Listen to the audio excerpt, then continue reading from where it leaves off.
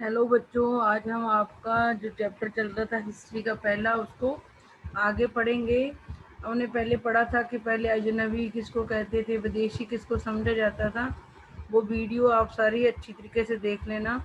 और हिंदुस्तान किस एरिया के लिए इस्तेमाल किया गया था, ये वाला चैप्टर है, जिसमें पहला जो मैप बनाया गया था उसका, उसमें श्रीलंका ऊपर को दिखाया गया था। वो भूगोल वेताल दृश्य ने बनाया था। और ये है हजारों वर्षों के दौरान हुए परिवर्तनों की पड़ताल में। पहले हमने पढ़ा था जो पहला मैप था हमारे हिंदुस्तान का, वो 1154 में बना था। अल दृसी जो अरब के भूगोल वेता है, उन्होंने बनाया था। और दूसरा फ्रांसीसी मानचित्रकार ने 1720 में बनाया था। अल दृसी में दक्षिण भारत को ऊपर की तरफ दिखाया गया है। ये वाला ये वाला सही मैप है जो 1720 में बनाया गया है। और 18वीं सदी के आरंभ में गिबलाम द लिस्ले के एटलस नूवो के अनुसार यह उपमहाद्वीप, ये हमने ये वाला पढ़ा था। और इसमें अरबी भाषा में नाम लिखे गए हैं। उनमें कुछ जाने पहचाने नाम है, जैसे कि उत्तर प्रदेश का कन्नौज का नाम कन्नौज ही लिखा गया है। मानचित्र दो पहले मानचित्र के बनने के 600 वर्ष बाद बनाया गया था। इस कालावधि में वहाँ में उपमहाद्वीप के बारे में सूचनाएं काफ़ी बदल गई थी। ये नक्शा हमें ज़्यादा प्रचलित, जो सेकंड 1720 का जो मैप है वो हमें ज़्यादा प्रचलित लगता है, क्योंकि आज के मैप के साथ मिलता जुलता है। जो यूरोप के नाविक थे वो इसी मैप का इस्तेमाल करते थे समुद्री यात्रा के लिए। जो सेकंड वाला 1720 में बनाया है, जो फ्रांस के मानचित्रकार ने बनाया है, ये वाला जिसमें आज के बिल्कुल आज के मैप के जैसे दिखता है। इस वाले मैप का इस्तेमाल यूरोप के जो नाविक थे, वो यूरोप के नाविक जो नाव चलाने वाले और व्यापारी लोग थे, अपनी समुद्री यात्रा के लिए इस नक्शे का इस्तेमाल करते थे।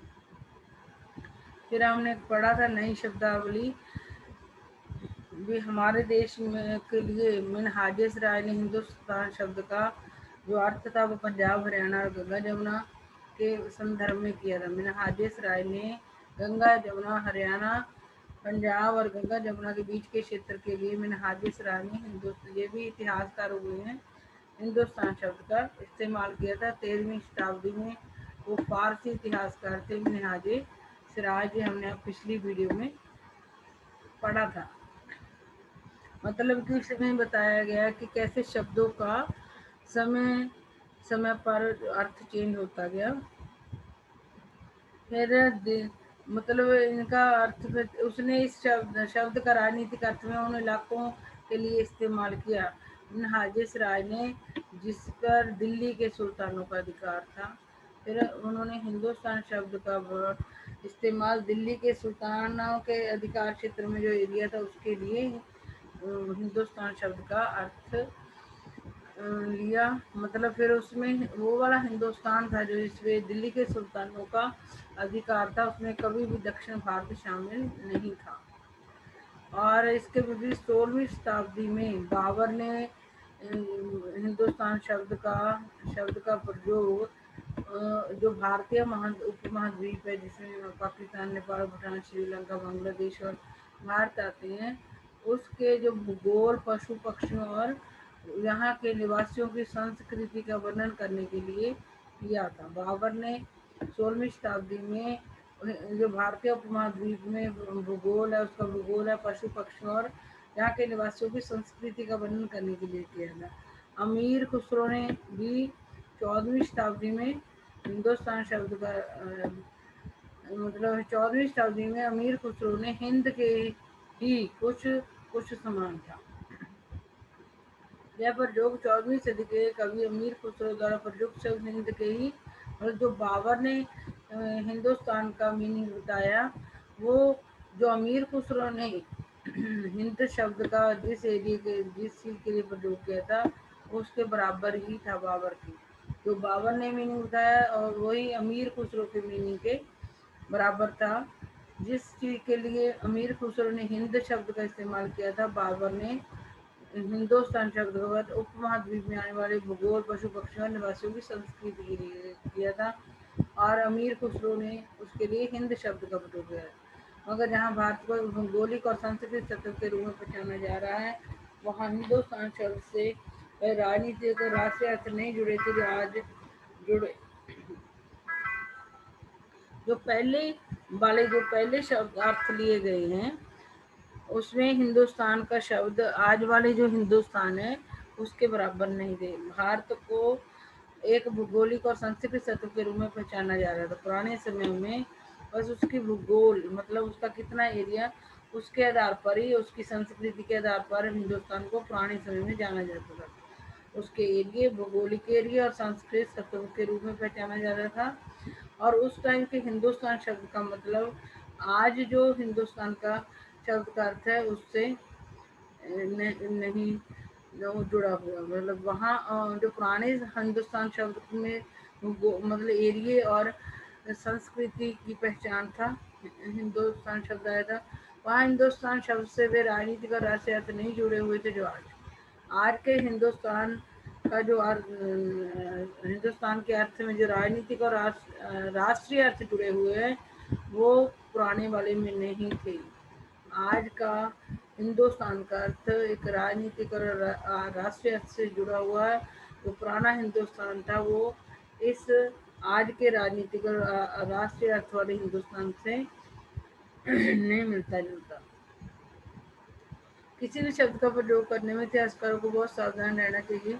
एक ये चीज़ बताई गई इस चैप्टर में भी, जब इतिहासकार किसी शब्द का इस्तेमाल करते हैं उसका शब्द का इस्तेमाल करने से पहले उनको सावधान रहना चाहिए। अतीत में उन शब्दों के कुछ अलग ही अर्थ थे। मतलब जैसे हमने हिंदुस्तान का देखा, किसी ने हिंदुस्तान शब्द का किसी चीज़ के लिए इस्तेमाल करा, किसी ने किसी के लिए करा। ऐसे इसलिए कहा गया कि इतिहासकारों को शब्दों का इस्तेमाल सोच समझ के करना चाहिए। जैसे कि उदाहरण के लिए विदेशी जैसा सीधा साधा शब्द ले लीजिए। हमारे लिए आज का अर्थ होता है ऐसा व्यक्ति जो भारतीय न हो। आज विदेशी का मतलब क्या है, वो व्यक्ति जो भारतीय ना हो। लेकिन पुराने समय में मध्य युग में क्या होता था, मध्य युग में क्या होता था, गांव में कोई अजनबी आ जाता था तो उसको भी विदेशी कहते थे। मानो किसी गांव में कोई आने वाला जो अनजाना व्यक्ति जो समाज या संस्कृति का अंग नहीं होता था उस टाइम विदेशी कहते थे उसको। गांव में कोई अनजान व्यक्ति आ जाता था तो उसको विदेशी कहा जाता था। ऐसे व्यक्ति को हिंदी में क्या कहते हैं बताया था, विदेशी को हिंदी में परदेसी और फारसी में अजनबी कहा जाता है। ये भी आपने पढ़ना है। इसलिए किसी नगरवासी के लिए वनवासी शब्द विदेशी होता था। नगरवासी कोई शहर वाले, इसलिए किसी नगरवासी के लिए वनवासी शब्द होता था। किंतु एक ही गांव में रहने वाले, इसलिए किसी नगरवासी के लिए वनवासी विदेशी होता था। मतलब अगर कोई शहर में रह रहा होता था तो शहर में अगर कोई वनों में रहने वाला, जंगलों में रहने वाला व्यक्ति आ जाता था, शहरों वालों के लिए वो वनवासी विदेशी होता था। किंतु एक ही गांव में रहने वाले, एक ही जाति और धर्म के लोग जो एक ही परंपरा से जुड़े होने पर भी एक दूसरे के लिए विदेशी होते थे। एक ही गांव में रहने वाले दो किसान अलग अलग धर्म या जाति परंपराओं से अलग अलग, चाहे उनकी जाति और धर्म हो, तो अगर वो एक ही गांव में रहते थे तो वो विदेशी नहीं। दो किसान अगर वो अलग अलग धर्म और जाति के होते थे लेकिन एक गांव में रहते थे तो वो विदेशी नहीं होते थे। गांव वाले के लिए अजनबी व्यक्ति जो उस गांव का हिस्सा नहीं होता था वो विदेशी होता था। हिंदी में विदेशी को परदेसी और फारसी में अजनबी कहते हैं। नगरवासी यानी कि शहर में रहने वाले के लिए वनों से या जंगलों से आने वाला व्यक्ति विदेशी होता था। अब हमने ये वाला पढ़ना है, इतिहासकार और उनके स्रोत। इतिहासकार और उनके स्रोत। इतिहासकार इस युग का अध्ययन करते हैं, किस युग का अध्ययन करते हैं और उनकी खोज की प्रकृति क्या है इसे देखते हुए वे अलग अलग तरह के स्रोतों का सहारा लेते हैं। इतिहासकार किस युग का अध्ययन करते हैं, किस युग का अध्ययन करते हैं, उनकी खोज की प्रकृति क्या है, मतलब वो जो खोज कर रहे हैं वो कैसी खोज कर रहे हैं, इसे देखते हुए वे अलग अलग तरह के स्रोतों का सहारा लेते हैं। जो इतिहासकार हैं इतिहास लिखने के लिए अलग अलग स्रोतों का सहारा लेते हैं।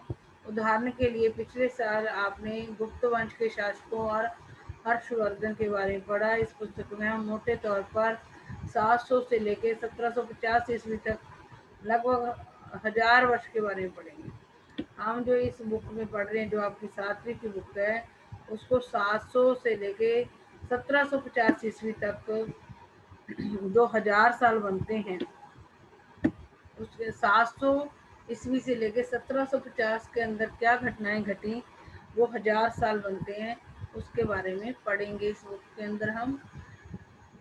इस काल के अध्ययन के लिए इतिहासकार जिन स्रोतों का प्रयोग करते हैं, उनमें आपको बहुत सी बातें ऐसी मिलेगी जो पिछले युग से वैसी की ही चली आ रही है।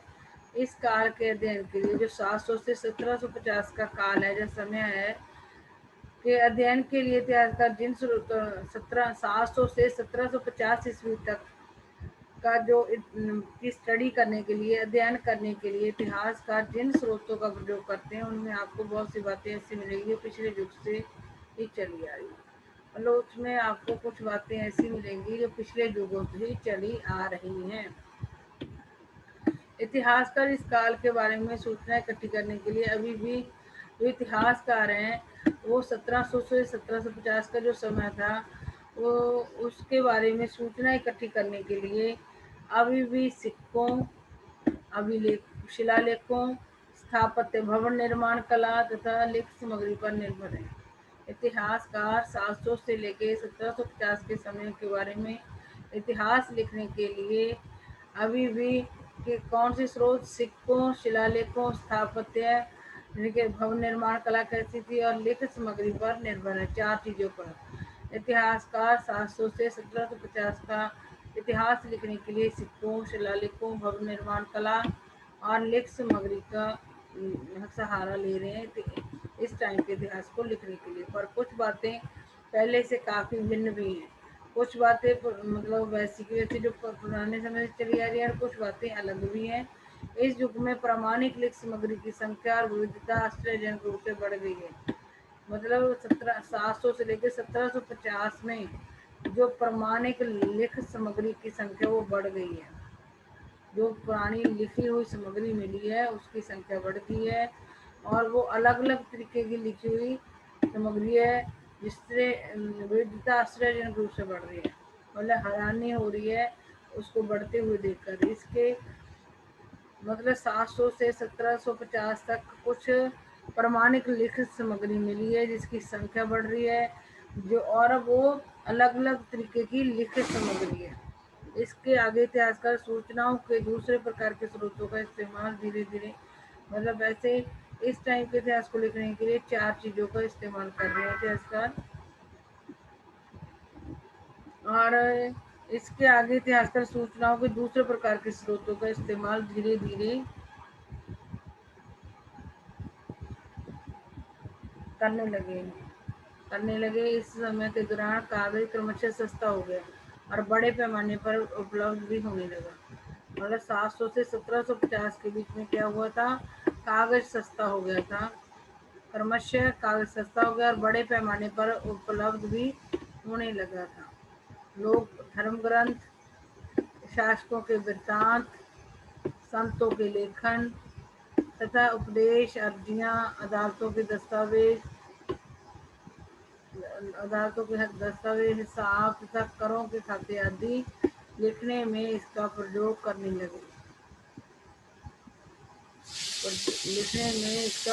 कागज मतलब पहले कागज की कमी थी, लेकिन 700 से 1750 में जो कागज था वो सस्ता हो गया और बड़े पैमाने पर लोगों को मिलने भी लगा। बड़ी ज़्यादा मात्रा में लोगों को सस्ता भी हो गया और ज़्यादा मात्रा में भी मिलने लगा। लोग जो धर्म ग्रंथ थे, शासकों, राजाओं के की जिंदगी के बारे में लिखना था, संतों के लेखन, उपदेश, अर्जियां, अदालतों के दस्तावेज, हिसाब तथा करों के खाते आदि लिखने में इसका मतलब कागज पहले होता नहीं था।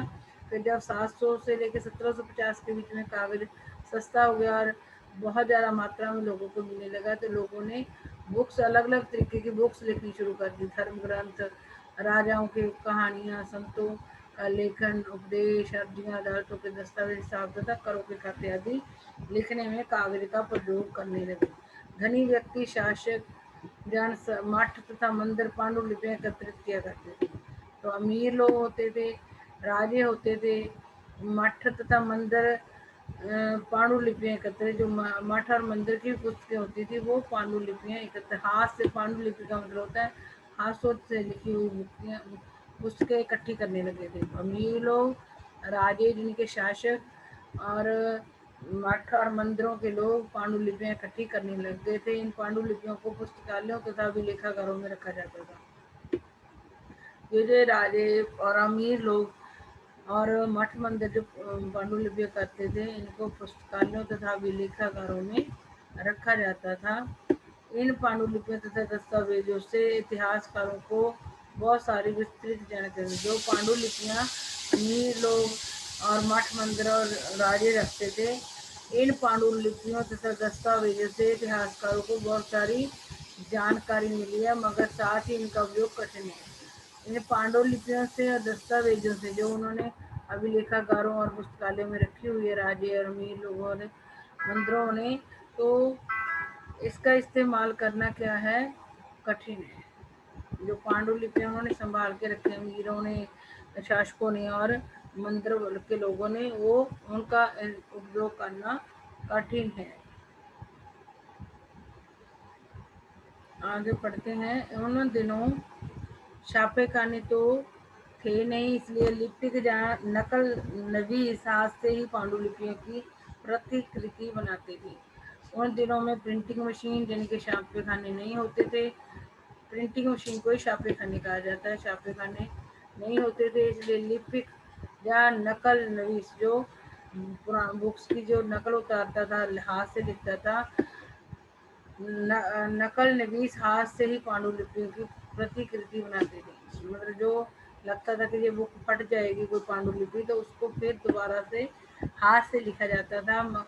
अगर आपने कभी किसी मित्र के गृह कार्य की नकल उतारी है तो आप जानते हैं, जब हम किसी चीज़ की नकल उतारते हैं तो उसमें हम, जो उतारने वाला होता है वो उसमें काफ़ी चेंजेस कर देता है।